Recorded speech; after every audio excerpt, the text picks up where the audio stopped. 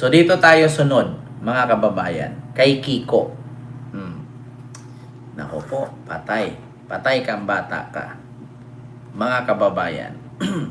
Dito tayo kay Kiko Barsaga. Na kung saan, mga kababayan, ay may bagong kaso. Mga kababayan, may bagong kaso si Kiko Barsaga na ang rason, ito din ang dahilan ng ikakatanggal niya bilang kongresista. So ngayon mga kababayan, actually sa madaling salita, si Kiko po ay pinag-initan po talaga ngayon ng mga congressman ng kanyang ibinulgar di umano na pinunduhan daw ni Enrique Razon na NUP, as in party list. So ngayon mga kababayan, ito po... Ang kapal nitong si Ante Claire, binalaan. Ito po ngayon mga kababayan, pakinggan natin. Ito po. Kinasuhan si Kiko. May bagong kaso. Tayo dyan sa may Department of Justice, mga kabom. Iba-ibang kaso ngayon, mga kababayan. Actually, hindi ko sure kung ilan, pero si Puno, si Razon, si Valeriano, nagpa-file na. So, papunta pa lang yung iba. Sa madaling salita, mga kababayan, matatanggal po talaga si Kiko Barsaga. Bago siya matanggal, nanghingi siya ng sorry kay Razon. Hindi ko sure kung tinanggap ni Razon yung sorry niya. Pero ang sabi nga ng kanyang kapwa kongresista ay hindi na daw bagay si Kiko sa kongreso. Dako tayo dyan sa may Department of Justice, mga kabombo, at maki-update po tayo dito sa panibago pong cyber libel na sinampa laban kay Cavite Representative Kiko Barsaga. Kasama na rin po dito So ngayon mga kababayan, meron siyang cyber libel na 2 counts kay Enrique Razon. Meron siyang isang cyber libel kay Valeriano, congressman ng Maynila, at meron pang kay Puno. Naku, marami to mga kababayan. May ethics complaint pa at tatanggalin nga siya daw. Di umano sisibakin. Pong graph o itong mga plunder cases na inihain laban kay Vice President Sara Duterte ngayong araw. May live report po dyan si Bombong Grand Hilario. Yes, Bombo Genesis, isinampa ngayong araw ni Manila 2nd District Representative Roland Valeriano sa Manila Prosecutor's Office ang reklamong cyber libel laban kay Cavite Representative Kiko Barsaga. Ayon kay Congressman Valeriano, nag-ugat ang reklamo sa online post ni Barsaga kung saan pinaratangan ng mga miyembro ng National Unity Party na tumanggap ng suhol mula sa negosyanteng si Enrique Razon. Patay sa alegasyon, ang pagtanggap po ng pera ay para suportahan at may luklok na maging House Speaker kamakailan o nung nakaraan si late First District Representative Martin Romualdez. Ito na may maring pinabulaanan na naturong kongresista at iginit na walang tinanggap na anumang halaga ng pera mula sa negosyante. Narito ating pakinggan si Manila 2nd District Representative Roland Valeriano.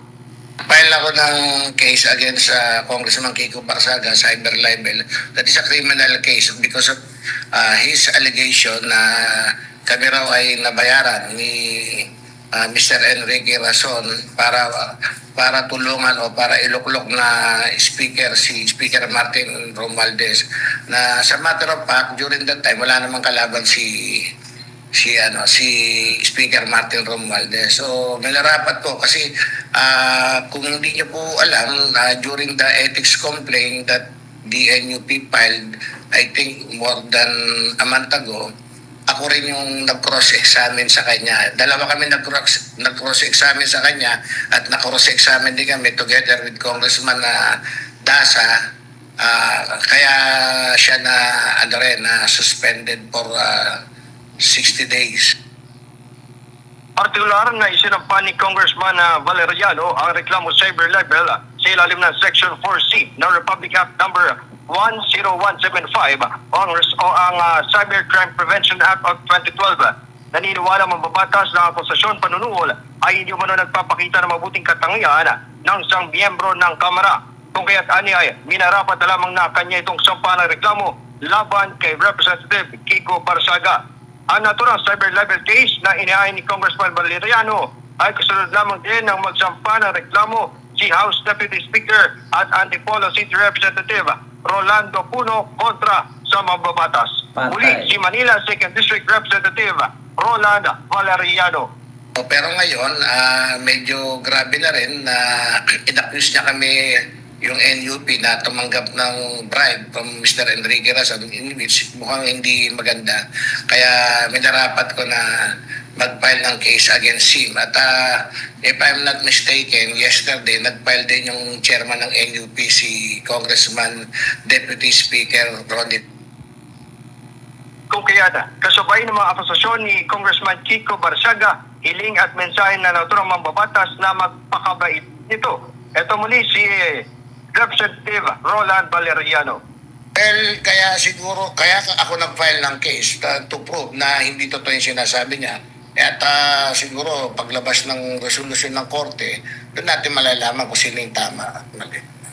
As far as I'm concerned, wala akong tinatanggap, wala akong or anything na yung inaccuse niya, definitely isang malaking lie. Kay Congressman Barsaga, Yes, sir. pakabait na siya. Nako. Bukas ang tanggapan ng Bombo Radio para sa anumang pahayag at reaction. Ayan na nga, mga kababayan. Ha? Para daw kay Kiko, magpakabait ka na Kiko. Nako, eto na nga. Ano mga kababayan, ramdam ko na itong pag-i-expelled niya. May expelled talaga to si Kiko. Sa totoo lang, kasi tinatadtad siya ngayon eh. Tinatadtad siya ng kaso, 'di ba? Reklamo ng kapwa niya kongresista. Sa totoo lang, pinagbigyan siya, sinuspended lang naman siya ng 60 days. So, 90 ba or 60 days? So, pinagbigyan siya, dapat doon sa pag-suspended sa kanya, nagbago dapat siya, no? Tahimik na lang dapat siya, hindi na lang siya dapat ngawa ng ngawa. Ang problema kasi mga kababayan, under observation siya at that time, pinagbigyan siya, warning yun. So ngayon, ang nangyari mga kababayan, lumalala. So, sa madaling salita, wala na ibang patutunguhan. Talagang mai-expelled to siya, matatanggal. Alam nyo, wala pa akong nabalitaan sa kasaysayan sa ating bansa na merong isang kongresistang tinanggal. Wala. Kung meron man siya pa. Siya pa lang siguro. Maliban na lang sa mga kongresistang nakukulong na may mga kaso. 'Di ba? Pero yung tatanggalin ka dahil pasaway ka, 'di ba? Alam ko may man na-expelled yata si Tebes. Si Tebes yata na-expelled, 'di ba? Kasi actually may kaso eh. Oo, pero yung kay Kiko kasi iba eh. Iba yung ni Kiko. Iba yung kaso ni Kiko eh. 'Di ba? Sa totoo lang mga kababayan, sayang. Yeah. Mai-expelled ka, matatanggal ka, paano yung bumuto sa'yo, paano yung buto mo, paano yung pagod mo, yung hirap mo, dapat pinalagaan yun. Alam nyo sa totoo lang, mahirap kaya makapasok sa ganyang position just in politics, Congress. Ang daming gustong pumasok sa mga ganyang posisyon, 'di ba? Ang daming gustong maging kongresista, mayor, gobernador, chairman ng barangay. Kahit sa chairman nga lang ng barangay, ang daming gustong maging chairman eh. Yun pa kaya maging congressman, mahirap sa totoo lang mga kababayan. Mahirap abutin yung naabot ni Kiko as a congressman. Pero ang problema mga kababayan, mas mahirap yung matanggal ka dahil sa ginagawa mo. Sayang mga kababayan, sa totoo lang. No? Yung pagod mo, yung effort mo, 'di ba? Yung pagtakbo mo. Sayang ang pinagpaguran niya, sayang ang kanyang pinanumpaan, hindi niya na handle ng ayos. Hindi niya na dala ng ayos, kaya problema na po niya yon mga kababayan, no? So, kung tayo man ang hihinayang, kasi sa totoo lang mga kababayan, bawat kasi narating mo sa buhay, hindi basta-bastang marating yan. Yung may pinagdaanan ka dyan, pinaghirapan mo yan, sakripisyo mo, yung ganyan. Tapos mawawala lang sa isang iglap. Hindi maganda ganun. Hindi madali. Sa totoo lang mga kababayan. Alam nyo, actually, kung sakali man na si Kiko matanggal yan, may possibility baka biglang mapasok yan sa anxiety or depression. Kaya kailangan na talaga ni Kiko ipaano sa psychiatrist. Mahirap. Kasi baka dibdibin niya yan yung pagkatanggal niya, kung sakaling matanggal man siya. Kung didibdibin niya yan, baka hindi natin alam, biglang magbigdi yan, biglang magpakamatay. No? Kasi may mga ganyan eh, yung sa tingin mo matapang, malakas, 'di ba? Pero deep inside, may mga dinadamdam na 'yan. Kaya hindi natin alam baka kung sakaling bigla siyang malaman niya natanggal na siya, 'di ba? Kaya may malaki pa naman pangarap niya sa buhay, 'di ba? Alam naman natin eh matalino din. Kaso lang mga kababayan, meron kasing iba na 'di ba, in psychiatric way or method na sa tingin mo matapang siya, sa tingin mo magaling siya, pero deep inside niyan, dinidibdib na niya. Diba? Katulad ng iba, hindi porket nagmumura sila, ganyan, minumura nila ay matapang na sila. Hindi. Yung iba, nagmumura kasi iyan yung ginagamit nilang way para makita ng iba na magaling at matapang sila. Oo, katulad ng, di ba? Katulad ng sa mga Duterte. Kung nakita ninyo, matapang sila kung tignan kasi nagmumura sila, minumura nila si ganito, binabantaan nila si ganyan. Pero on time, 'di ba? On the reality, wala.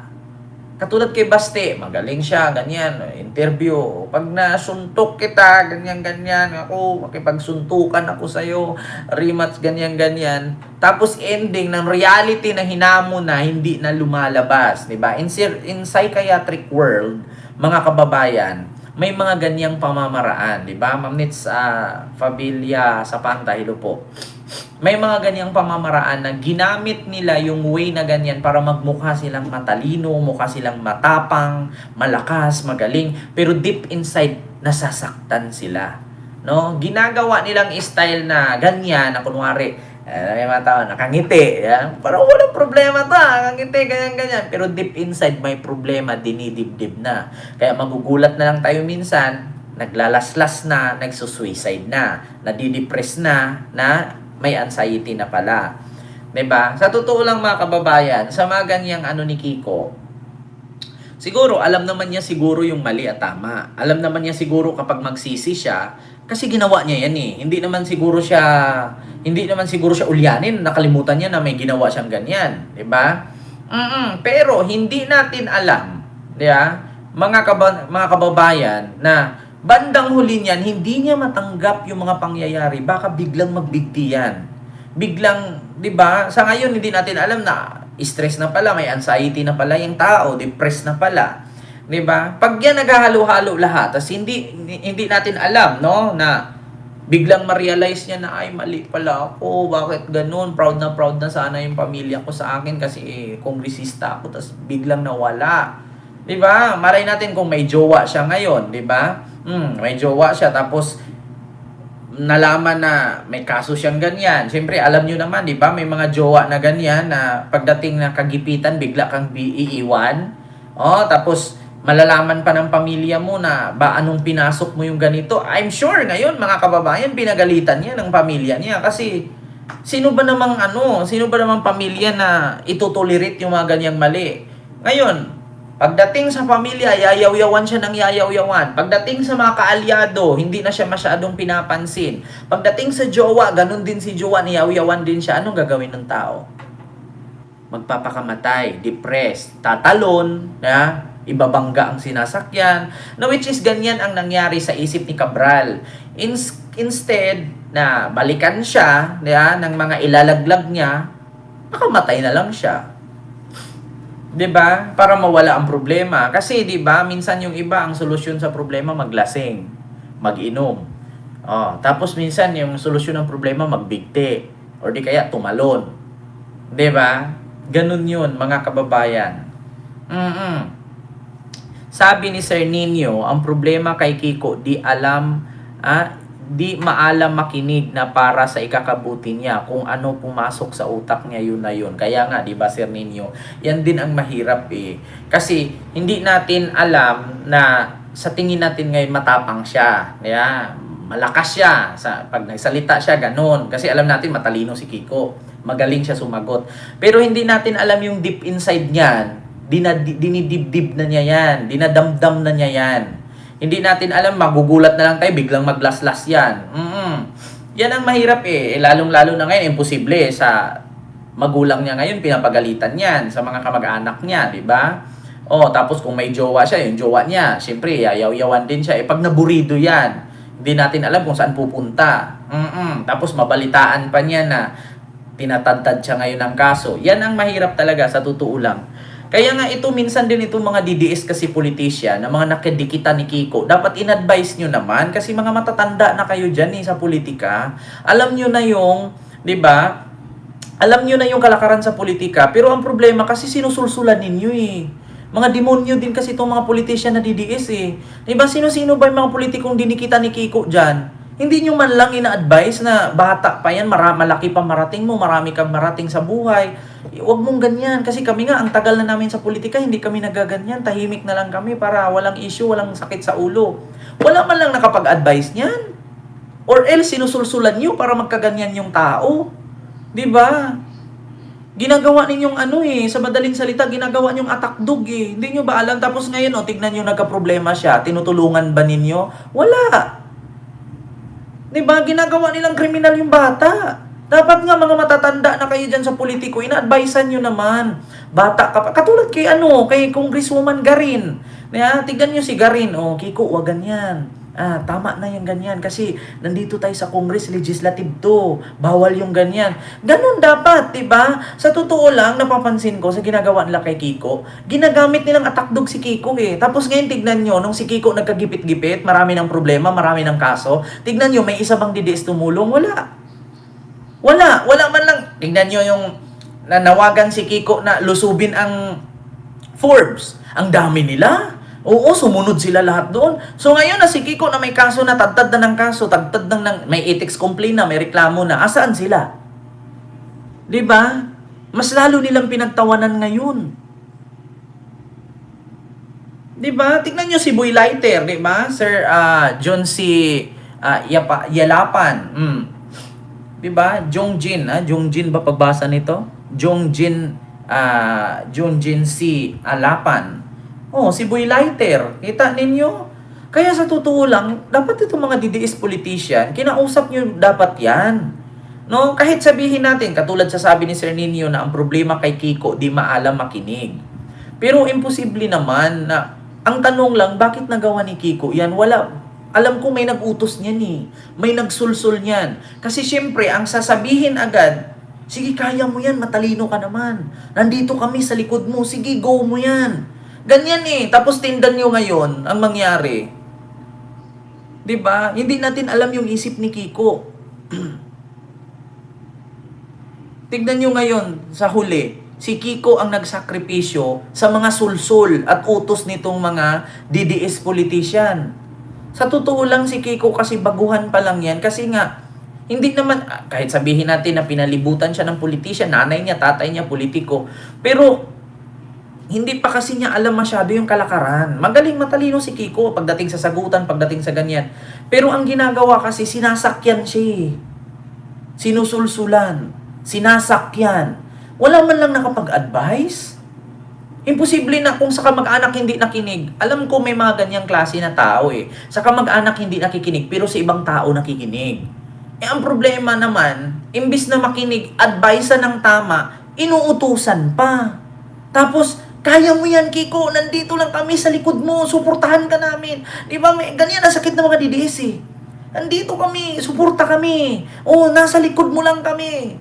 Tapos hindi ngayong tinatad na ng kaso, tatad na ng problema, tatad ng ethics complaint. Asaan sila? Ni isa sa kanila wala man lang nag-react.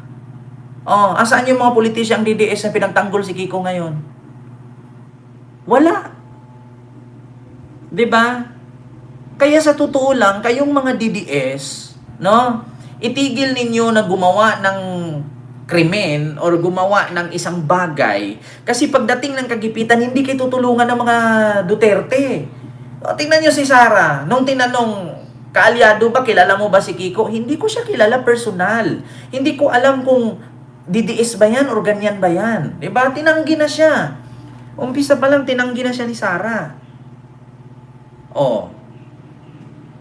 Yan ang problema ngayon, mga kababayan. Pagdating ng kagipitan, iniiwan na siya. Kaya mga DDS, kunin yung example. Kunin ninyong example, yung mga nagrarally sa Qatar. Kita ninyo yung mga OFW na nagrally sa Qatar. Anong nangyari? Simula nung pinaglaban nila si Digong, nagrally-rally sila doon na which is bawal yan sa government ng Qatar kasi bawal yung mga ganyang kilos protesta, mga propaganda, mga maiingay. Kasi Arab country yun, mga sensitive country yun.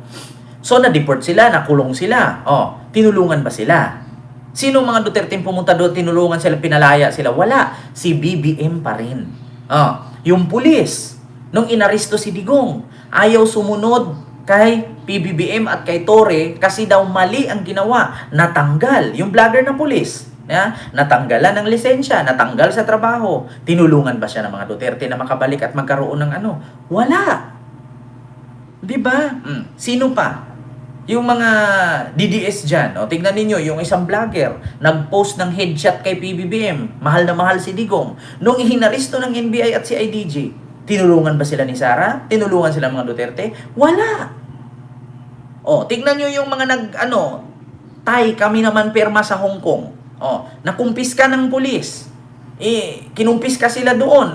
Tinignan, inisyoso. Kasi may mga passport na naglalabasan. Nakulong, tinulungan ba sila? Yan ang mahirap sa inyo. Kasi ang sasabihin lang agad ng mga Duterte niyan, voluntaryo po kayong sumuporta sa amin, hindi po namin kayo ni-recruit. Kaya kung may problema man kayo, problema nyo na po yan. Hindi po kami ang mananagot. Kasi voluntarily po kayong nag-support. Hindi po namin kayo ni-recruit, hindi namin kayo hired. Diba? Yan ang mahirap, mga kababayan. Bandang huli, kapag ka nagkagipitan, iniwan na sa ere. Diba? Tingnan mo si Boy Lighter. Kinasuhan ng sedisyon. Anong sabi ni Boy Lighter? Ayan na naman, yung leader namin, tinatawag na naman kami, mag-rally na naman daw, samantalang siya, nasa loob lang ng mall, kami yung nagsisigaw-sigaw, nung kinasuhan kami, nawawala bigla. Diba? Wala na. Sabi ni Ma'am Aisa, wala na si Miao. Tinapon na siya at ginamit lang siya. Wala na siyang suporta sa mga DD shit. Walang kakamping DDS kasi wala daw pakinabang. Kita ninyo? Ganyan ang mangyari sa inyo. Tignan ninyo si Kiko ngayon. Tinaddad ng problema. Tinaddad ng kaso. May ethics complaint pa. Tatanggalin pa bilang kongresista. May mga Duterte bang tumulong? May mga DDS bang sumuporta? Wala! Tahimik sila. Si Boy Lighter, tignan nyo, nang hahamon pa ng kongresista, nang hahamon pa ng pulis, nung kinasuhang sedisyon, may tumulong? Wala. May kasabihan nga tayo, mga kababayan, Ma'am Princess Paris Lupo, may kasabihan nga tayo na iwasan yung mga ganyang bagay. Diba? Kung ayaw mong mapahamak, huwag kang gumawa. Ano ba ang sabi sa kasabihan? Hindi po problema ang gumagawa ng tao. Tao po ang gumagawa ng problema. Hindi, alam niyo sa totoo lang, hindi gagawin ni Kiko yan kung walang nagbaback up sa likod, nagsusulsul, nagutos. Diba? Kasi ano nga lang ba si Kiko? Kung tutuusin congressman siya, pero biruin mo ba naman yung kakalabanin mo, bilyonaryo, kakalabanin mo kapwa mo kongresista, mas matagal pa sa'yo, mas batikan pa sa'yo. Diba? Hindi kayang gawin ni Kiko yan kung walang nagsulsul niyan. Pero sad to say, ginusto niya yan, problema niya yan, dapat magbago na siya. Dapat gawin niya yung stepping stone, ma-realize na niya, huwag na siyang sumali sa gulo ng politika. Magserbisyo na lang siya sa constituent niya, sa nasasakupan niya, sa lalawigan niya. Magserbisyo na lang siya ng ayos. Magtahimik na lang siya, di ba? Mag-ingay na lang siya kung hindi siya pagbigyan sa gusto niyang makatulong siya. Halimbawa, gusto niyang tumulong dun sa nasasakupan niya, hindi siya bibigyan ng pondo, mag-ingay siya. Bakit? Kailangan ko ng pondo, kaitulong ko sa tao ng aking nasasakupan, ganon. Pero kung wala namang problema, tahimik na lang, no? Sana, no? Mabigyan siya ng chance ang ganyan. Kaso lang, puro cyber libel kasi. Mabigat-bigat. Sa bagay, piyansa lang naman yan. Wala namang nakukulong na ano yan. Billable naman yan. Pero, mga kababayan, yun nga lang, nasisira ang pangalan niya. At sad to see pa, wala nang suporta. Wala nga akong narinig na may mga DDS pang sumuporta sa kanya. Ang DDS ngayon nakapokus kay Libeste. Pag si Libeste bumagsak, iiwan na naman yan ang mga DDS. Diba? Diba? Oh. So yun lang po mga kababayan, yung ating live, no? Sa mga oras na ito, mag-alas 11 na po. Diba? Oh, bilang, kung ako, kay Kiko, kung nanood man siya sa akin ngayon, dumistansya na lang siya. Oh, total, manalo naman talaga siya sa lugar nila eh. Kasi bakit? Kilala naman sila doon. Yeah? Oh, kung maayos na siya, medyo may edad na siya, tumakbo siya ng medyo senador, di ba? Mataas-taas. At least may pangalan na siya. Pero sa ngalan na dumikit siya sa mga bobo, talino ka, Kiko. Huwag kang sumali sa mga bobong DDS. Oh, huwag mong sayangin yung pangalan mo at posisyon mo. Mahirap. Mahirap makarating sa ganyang posisyon. Huwag mong sayangin. So yun lang mga kababayan. Maraming salamat po sa inyong lahat. Ayun, problema niya yung ethics complaint. Siguradong si Bak yan. Kaya nga Sir Celso Pineda. Yung sa cyber libel, wala yan eh. Pero yung sa ethics complaint talaga, yun ang mahirap. So yun lang mga kababayan.